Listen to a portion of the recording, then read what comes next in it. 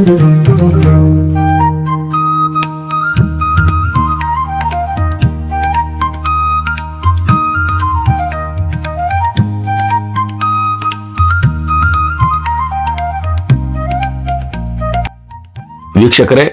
ತಮಗೆಲ್ಲ ನಮಸ್ಕಾರ. ನಾಡು ಸುತ್ತಿ ನೋಡು ಯೂಟ್ಯೂಬ್ ಚಾನಲ್ಗೆ ಸ್ವಾಗತ.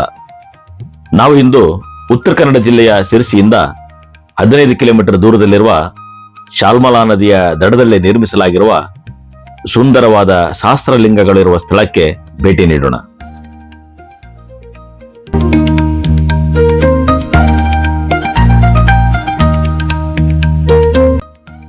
ಇಲ್ಲಿನ ಶಾಲ್ಮಲಾ ನದಿಯು ಮಳೆಗಾಲದಲ್ಲಿ ರಭಸವಾಗಿ ಹರಿಯುತ್ತದೆ. ಆ ಸಂದರ್ಭದಲ್ಲಿ ಇಲ್ಲಿರುವ ಲಿಂಗಗಳು ಮುಚ್ಚಿಕೊಂಡು ಕಾಣದಾಗುತ್ತವೆ.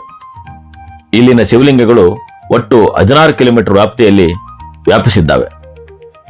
ಇಲ್ಲಿನ ಕೆಲವು ಲಿಂಗಗಳು ಪ್ರಾಕೃತಿಕ ರಚನೆಯಂತೆ ಕಂಡರೆ, ಬಹಳಷ್ಟು ಶಿವಲಿಂಗಗಳು ಹಾಗೂ ನಂದಿಯ ವಿಗ್ರಹಗಳನ್ನು 1678ರಿಂದ 1718 ಸಮಯದಲ್ಲಿ ಶಿರಸಿ ಪ್ರದೇಶವನ್ನು ಆಳುತ್ತಿದ್ದ ಸದಾಶಿವರಾಯ ಎಂಬ ಅರಸನು ಈ ಲಿಂಗಗಳನ್ನು ಕೆತ್ತಿಸಿದ್ದಾನೆಂದು ಹೇಳಲಾಗುತ್ತಿದೆ.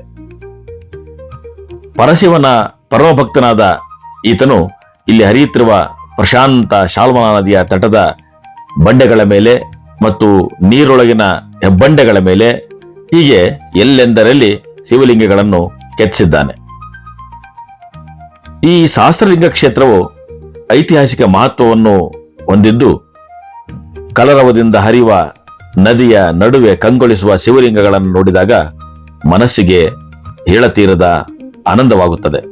ಇಲ್ಲಿ ತೂಗು ಸೇತುವೆಯೂ ಇದ್ದು, ಅದರ ಮೇಲಿಂದ ನದಿಯನ್ನು ನೋಡಿದಾಗ ಮನಸ್ಸು ನೆಮ್ಮದಿಯಿಂದ ಕೂಡುತ್ತದೆ ಮತ್ತು ಆ ಸ್ಥಳದಿಂದ ನಮ್ಮನ್ನು ಕದಲದಂತೆ ಮಾಡಿಬಿಡುತ್ತದೆ. ವೀಕ್ಷಕರೇ, ಈ ಸಹಸ್ರಲಿಂಗಗಳು ಇರುವ ಸ್ಥಳಕ್ಕೆ ನೀವು ಕೂಡ ಒಮ್ಮೆ ಭೇಟಿ ನೀಡಿ ಮತ್ತು ಸಹಸ್ರಲಿಂಗದ ದರ್ಶನದೊಂದಿಗೆ ರಮಣೀಯ ಪ್ರಾಕೃತಿಕ ಸೌಂದರ್ಯವನ್ನು ಕೂಡ ಸವಿಯುವುದನ್ನು ಮರಿಬೇಡಿ.